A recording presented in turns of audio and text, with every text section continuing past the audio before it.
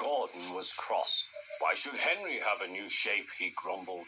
A shape good enough for me is good enough for him. He goes gallivanting off to Crewe, leaving us to do his work, and comes back saying how happy he feels. It's disgraceful.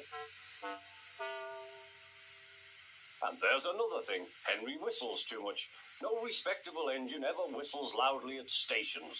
It isn't wrong, but we just don't do it. Poor Henry didn't feel happy anymore. Never mind, whispered Percy. I'm glad you're home again. I like your whistling. Goodbye, Henry, called Gordon. We're glad to have you with us again, but remember what I said. Later, Henry stopped at Edward's station. Hello, Henry, said Edward. You look splendid. I was pleased to hear your happy whistle yesterday. Thank you, Edward, smiled Henry. Shh, shh. Can you hear something? It sounds like Gordon, said Edward, and it ought to be Gordon. But Gordon never whistles like that. It was Gordon. He came rushing down the hill at a tremendous rate. He didn't look at Henry, and he didn't look at Edward. He screamed straight through the station and disappeared. Well, said Edward. It isn't wrong, chuckled Henry, but we just don't do it. And he told Edward what Gordon had said.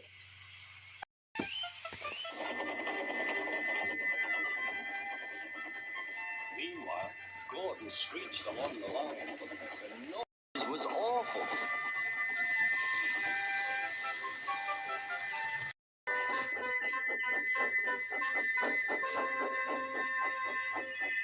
At the station, everyone held their ears. The Fat Controller held his ears too.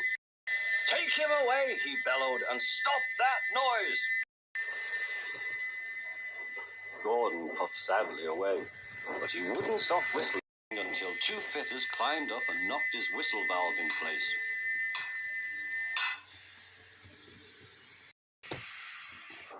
That night, Gordon slunk into the shed.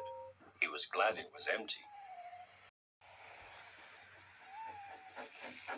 It isn't wrong, murmured Henry to no one in particular, but we just don't do it. No one mentioned whistles. Next morning, Henry was enjoying himself enormously. I feel so well, he sang. Trickety-tock, among his coaches. Then he saw some boys on a bridge. Peep, peep, hello. Oh, he called. The boys didn't wave and take his number. They thought it fun to drop stones on him instead. They've broken our glass, sobbed the coaches.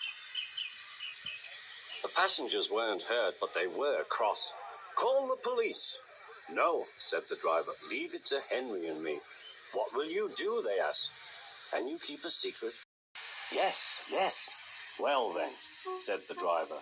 Henry is going to sneeze at those boys.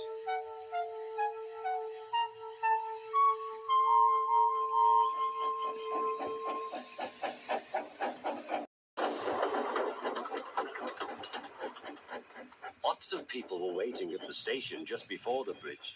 They wanted to see what would happen. Henry has plenty of ashes, said the driver. Please keep all windows shut till we have passed the bridge. Henry is as excited as we are, aren't you, old fellow? Henry was feeling stuffed up. Soon they could see the boys, and they all had stones. Are you ready, Henry, said his driver. Sneeze hard when I tell you. Now, he said. Achoo, shoot.